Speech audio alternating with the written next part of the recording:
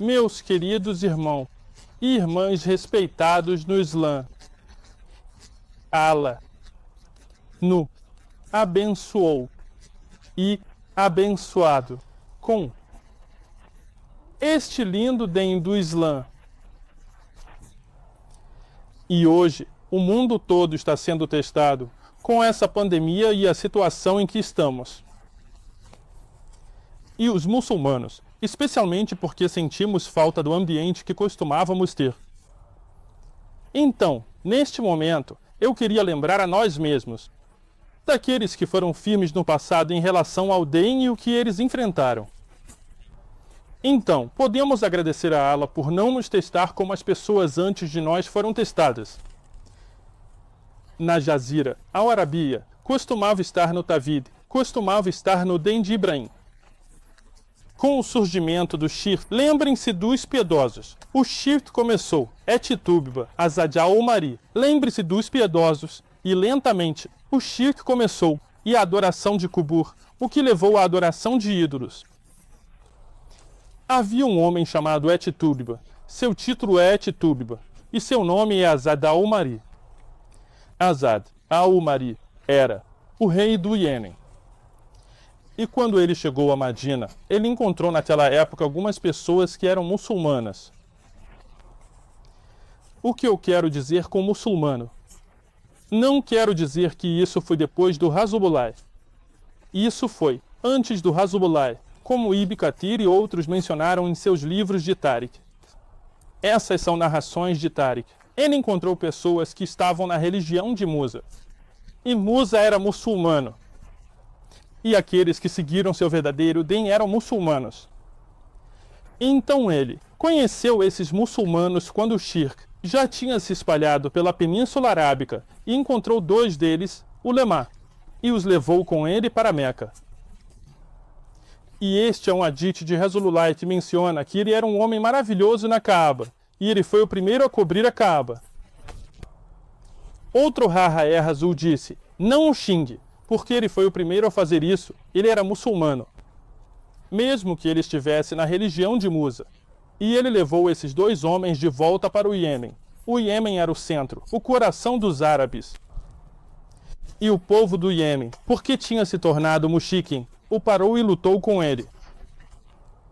E naquela época, como Ibn Kathir e outros mencionaram através de relatos históricos, essas não são marfu', que eles tinham um método de saber o que era certo e o que era errado, que era um fogo que saía de uma montanha. E eles iam até isso e faziam dua, e quem estivesse no Aip seria salvo, e quem estivesse no Beatal seria destruído.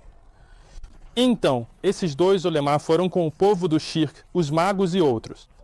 E o fogo destruiu os magos e salvou os ulemá. E o povo do Iêmen então começou a se voltar para o Taved na religião de Musa. Então, aos poucos, à medida que a religião se corrompia, como sabemos, as pessoas que seguiam Musa corromperam a religião e a magia e o shirk, e as coisas foram se deteriorando. Então, naquela época, muito mais tarde, um homem chamado Dunavas, ele era da linhagem que veio de Al-Tugba mais tarde. Na época dele, o povo estava, na sua maioria, na religião que tinha se corrompido a partir dos Al-Yahud. Na época dele, a religião de Allah se tornou a religião de Isa. Isa veio como um Nabi de Allah. Agora, as pessoas tinham que deixar a religião primitiva e seguir Isa. Então, o povo de chão, da região de Isa, começou a chamar para Zuir. E alguns deles vieram para a Jazira dos Árabes em direção ao Iêmen. Fayum é um dos lugares que é mencionado no Kut de Tariq. Ele era um alim, na religião do Islã, seguindo Isa. E dele, uma das pessoas da região, aprendeu o conhecimento e o ensinava, além de adorar Allah em uma montanha. E ele era um sábio. Mas porque os Yahud naquela época tinham corrompido a religião e estavam impedindo a nova mensagem, ele teve que fazer isso em segredo. Esse homem naquela época, Duldu Navas, tinha um mago, que já estava velho, e o mago ajudava eles com magia e coisas ruins. Então ele queria arranjar um aluno. E essa parte da narração agora está no Sahih Muslim. E ele pegou um garoto jovem e, você sabe, a narração. Ele ia aprender magia, mas no caminho ele encontrava esse alim. E eu vou resumir. E ele se sentava com esse alim. Até que ele ficou confuso. Qual é a verdade? O mago. O que ele está ensinando a ele? Ou o que esse alim está ensinando sobre Taveed? Então, uma besta bloqueou o caminho. E ele pegou uma pedra. E ele disse, ó Allah, se o alim está no Ak, então, me deixe com essa pedrinha, que é impossível matar esse monstro grande. Fazer isso para que eu possa saber quem está no Ak. E Allah mostrou a ele o Ak. A besta morreu. Então aqui está esse jovem agora. Ele começou a chamar para o Taveed, mas foi muito difícil. Imagine o que ele passou. Naquela época, os mágicos e o povo tomaram o governo. Você não podia professar Taveed abertamente. E um dos ministros do rei, quando ficou cego, foi até esse jovem. Ele disse a ele, eu ouvi que você tem magia, você pode me curar. O menino disse, não, ninguém cura, exceto Allah. Mas se você quiser, eu farei dua por aquele, Allah. Mas você tem que aceitar o Taveed. E Allah irá curá-lo.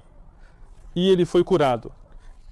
E quando o rei viu esse mágico em sua corte, e ele foi curado, ele perguntou, onde você conseguiu essa cura? Quem foi que fez isso? Ele disse, eu fui até esse menino que fez dua para Allah, o único Rab. Ele disse, eu sou o seu Rab. O rei disse, eu sou o seu Rab. Ele disse, Allah é o Rab.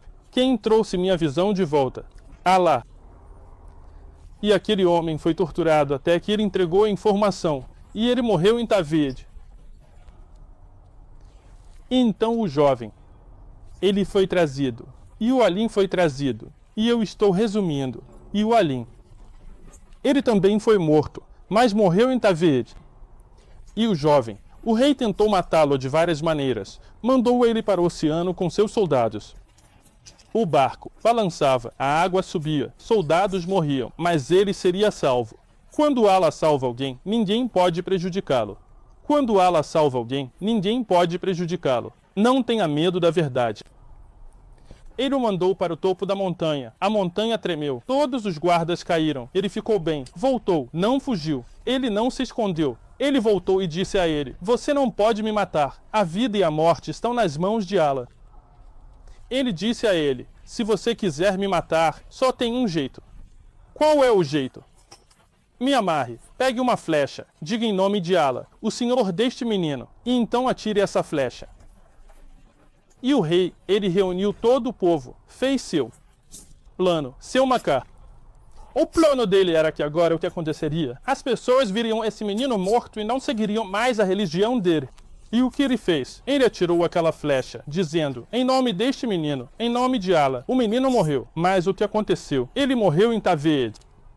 E todas as pessoas que estavam lá se tornaram muçulmanas. Eles viram que esse rei não podia fazer nada. Ele estava apenas nas mãos de Allah. Todos nós temos que morrer. A vida é terminal. Que Allah nos dê a morte em Taveed. E quando aquele menino morreu, a morte dele foi um meio de davar para todas aquelas pessoas. Elas se tornaram muçulmanas. Mas então, o do Navas é um teste. Eles não foram deixados. Na verdade, grandes fossos foram cavados. Na Surata Al-Buru, temos toda a história. Grandes fossos foram cavados, fogueiras foram acesas, e quem quisesse se manter no Taveed ia ser jogado dentro. As pessoas poderiam ter mentido. Eles poderiam ter apenas dito algo, mas não, a fé havia entrado em seus corações. Eles se mantiveram firmes. Eles foram jogados no fogo até que uma mulher que tinha um filho de colo, um bebê, não conseguiu falar. Bebê. Imaginem vocês que têm filhos. Imaginem seu bebezinho sendo jogado. E ela poderia ter feito kufr, poderia ter escondido o Islã, mas ela ficou hesitante. E aqui o bebê falou no Hadith Sahih. O bebê falou. Ele disse à mãe, não se preocupe, este mundo é um pequeno teste. Não se preocupe, mantenha-se firme. E quem foi jogado naquele fogo vai entrar no Jana. Aquele bebê falou com a mãe, deu a ela aquela lição, e os dois foram jogados juntos.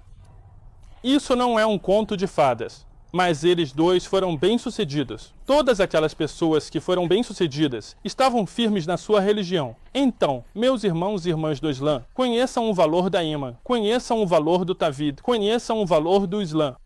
Sempre fale a verdade, mantenha-se na verdade, mantenha-se na religião e não deixe que pequenos testes te desviem. Os pequenos testes que estamos enfrentando não são nada comparados ao que a Umma e as nações antes de nós passaram, comparados ao que o Rasulullah ala salatu ta'ala, os Sahaba e os Salaf desta Umma enfrentaram. Então pedimos a Allah subhanahu wa ta'ala por istikama. Diga o que eu disse e peça perdão a Allah, perdoador e misericordioso.